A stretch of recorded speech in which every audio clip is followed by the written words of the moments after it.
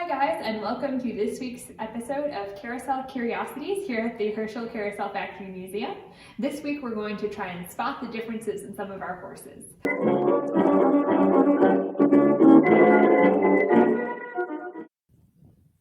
Press pause here to see what differences you spot in the horses.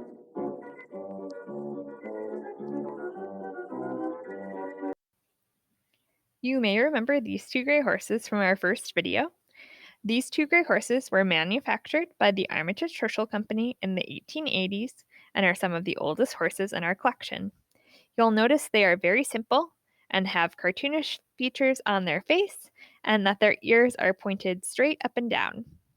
You'll also notice that the carving is very simplistic and you can see where all the wood slats were placed together and that the saddle on top was not actually carved into the animal.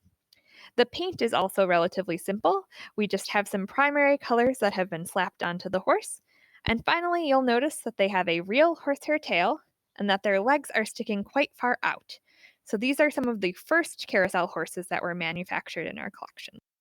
So this white horse here was manufactured by the Spillman Engineering Corporation in the 1920s.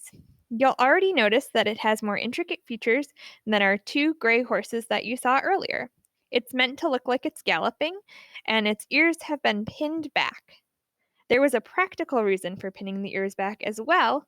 On our two gray horses, their ears were straight up and down, and sometimes when people were mounting the horses, they would grab onto the ears and accidentally break them off.